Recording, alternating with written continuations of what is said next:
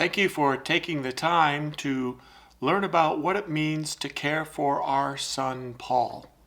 Here he is, 32 years old, sitting on his bed in his bedroom. He had gathered some of his items of Halloween nature and came to get us to take a picture of him so he could have it printed and put in a frame and put on his wall. We jump up and down and we celebrate that he was able to do this. But when was the last time you did this for your 32-year-old son?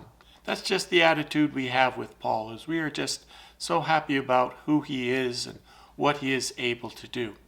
With Down syndrome, that is not the main factor in our life, but it can be a complicating factor. He's on the lower end of functioning. He does not speak, verbalize. Oftentimes we will look at each other and try to figure out what is he trying to say to us. Because he does have a little bit of means of communicating, but not very clearly. But his cognitive ability is not what makes it difficult to care for him. That is all of the medical concerns that he has. Paul was born with a condition known as valve bladder syndrome. That means that there was a flap in his urethra that was blocking the flow of urine. Some could get out, but not very easily. And so his bladder would fill up with urine, and that's what bladders do. They stretch like a balloon. They will fill up, you have the sensation to go, the urine comes out, and it goes back to the smaller shape, and it remains with that elasticity throughout your life. Those with valve bladder syndrome, the bladder fills up, but the urine cannot get out very easily because of that blockage. And so the bladder gets bigger and bigger, too big, and it loses the stretching. It loses the ability to contract and expand like a normal bladder. So then when it fills up with that pressure of the urine, it has to go somewhere. It can't all go out. So it ends up backing up into the kidneys, and that's where the real damage occurs. When kidneys are damaged, they do not recover. They do not grow back. So even by 10 months of age, all of this damage had already occurred and we did not know it. It wasn't until one day I was changing his diaper at 10 months old and I saw some pink in it. And I knew that was blood in the urine, and that meant trouble. So he took Paul to the hospital, and that started the journey where he was diagnosed with valve bladder syndrome. The damage was done. One kidney was completely damaged and no longer functions. The remaining kidney has about 25% of function left. So we have to do everything we can every day of his life to protect that remaining function. Now you may say, have a kidney transplant. It's not as easy as that. For one, you get on the transplant list, you could wait 10, 12 years to receive a compatible transplant. But for Paul, he has an underlying condition, the bladder damage, that could further damage a new kidney. So we don't know if he would ever be accepted for a kidney transplant. So the best course of action is to protect that remaining 25% of function.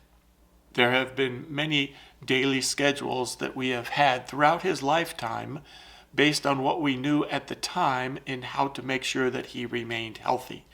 We were told that we would have to catheterize Paul every night for the rest of his life, in the middle of the night, to relieve the pressure of the urine that would build up overnight. We knew that would be difficult for him. He would not understand why we were doing it. Could be kind of traumatic. And so the urologist suggested that he have a surgical procedure called an appendicovesicostomy. That's where they take the appendix, which doesn't have any function in the body except maybe in this case as spare parts, and they make sure that it's cleaned out and it's like a tube. They take that, cut an incision into the bladder, stick the appendix into the bladder, and the other end gets sewn to the belly button. So now there's a direct conduit through his belly button with a catheter into the bladder that then drains the urine and relieves all the pressure. It doesn't leak because since that appendix is stuck into the bladder a ways, the pressure inside keeps it closed.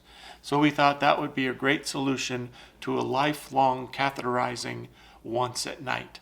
We did that for a time until we were told we would need to do it twice a night. And so then we became doing it at midnight and 5 a.m. Diane would do it at midnight and then go to bed. I'd go to bed earlier, wake up at 5 a.m. and catheterize him, and that was the twice a night. Now, very recently, we've been told we have to do it 3 times at night and once in the afternoon, a total of 4 times of catheterizing. So here's what that looks like. We'll take a look at a clock and we'll start at midnight. And the first procedure that is needed is somewhere around 1:30, 2 o'clock, is to catheterize him while he is asleep. And because of this appendicovesicostomy procedure, he sleeps through this entire procedure. I will stay up until about 1:30, then go catheterize him, be done, and then around 2:30 or 3, I'm in bed. Then sometime between 5 and 6 a.m., Diane wakes up and she will do the same thing. However, she'll stay up. Then begins the 7 o'clock procedure of waking Paul up, getting him started for the day. And then Diane will give him 3 medicines, 30 minutes, at least 30 minutes apart, and then ready for the day. Then sometime around the middle of the morning, 10:30-ish or so, it will be get Paul to go to the bathroom, because he does not know to go to the bathroom by himself. He has no sensation of a need to go. That's part of that damage that was done to his bladder. And so we have to make sure that he goes to the bathroom at certain intervals throughout the day. And we have to make sure that he goes and goes and goes, because he doesn't understand. That's where the Down syndrome part comes in as a complicating factor. He doesn't understand why all of this has to happen. Then we go to now noon to midnight, and the longest period of the day is lunchtime. Starts with having Paul go to the bathroom, then coming down to the dining area, which takes about 15 minutes from his bedroom to the dining area, because he has this procedure he needs to go through where he looks at things, he looks at calendars, he checks our office, our desk, to see if there's mail addressed to me on Mom's desk, in which case he would have to pick it up and put it on my desk. These are just the little peculiarities are about Paul. Then he comes down, he puts away the silverware, that's his job, from the washing machine, and then he is able to pull out of the fridge his Yoplait yogurt. That is either orange creamsicle or key lime pie. Those are the only 2 flavors he will eat. So he'll get that, but he can't prepare any more of a meal. He does not know how to make a sandwich. He can't pour a bowl of cereal and put milk in it. He doesn't know how to do that. So we prepare his meal. His meal is also kind of complicated because a few years ago, he went through an issue with his swallowing. And it was something we knew about, and it was getting worse, where he would swallow and the food would not go down because his esophagus was not processing it down the line to the stomach. So sometimes food would just stop. I've had it because of all the surgeries I've had on my throat too. When that food stops there, you panic, you think you're going to die because it doesn't go down and you can't get it to come back up. If you drink, that makes it worse because then the liquid just stays there on the top of the food that's stuck. And you just have to wait till finally your esophagus gets the signal to start moving that food down. Well, it happened to him enough and so severely that he stopped eating and he stopped drinking. We had him in the hospital a few times. We were finally able to get him to drink little sips of water at a time. So now his fluid intake consists of water and Gatorade, and we have to make him drink throughout the day. We prepare his food, which now, because of that swallowing problem, has to be very soft or pureed. I make a special chili for him because he loves chili, and this includes things like cauliflower and zucchini, bell pepper, even carrots and apples, but it tastes like chili because I use this wonderful stuff that we get from southern Arizona. It's called Santa Cruz chili paste, and it gives it all that taste of chili, so he doesn't know he's eating cauliflower and zucchini and all the other things I put in it. He knows he's having his chili, which he loves. We puree it, put sour cream and cheese in it, and he eats that every day. But it's a balanced diet. When he's done with that, we give him the second course, which is either very soft macaroni and cheese or cheese enchilada, which we also make, and it's very soft. Then when he's done with that, it's time for ice cream, and it's got to be vanilla. Then when he's done with that, he'll have 2 cups of chocolate pudding. Then when he's done with that, he sits on the couch and continues watching what he's been watching this whole time during lunch, PBS Kids, and all of those kids programming things that he loves. That will take 2.5 to 3 hours. Then it's time to have him go to the bathroom again, and then he goes up to his room for his activities in his room. At 4:30 or 5, we have to have him go to the bathroom again, and we do another catheterizing session, and then that takes us to his snack, which is the rest of that little bit of macaroni and cheese or the enchilada. We kind of alternate day by day. He keeps track of which one he wants, and then some yogurt and some pudding. There's no rest, because then by 7 p.m. we have to start his bedtime routine, which is go to the bathroom and then have a bath. He's not able to fill the bathtub on his own or take a bath on his own. Sure, he can sit in the water, but to shampoo his hair, and he just doesn't understand he has to do that. And because of his type of skin, and we need to use antibacterial soap so that he doesn't break out in his scalp area and skin become infected. So that's another thing that we do for him. It's also time for 2 medicines, 30 minutes to an hour apart at that time. When he's done with bath, it's time to go to my desk in my office, and we watch up to an hour of Kara and Nate on YouTube. Somehow he got on this thing about watching this young couple who are 32 years old, same age as Paul, who have a living and a career of traveling the world and documenting it on their YouTube channel. He loves watching their videos,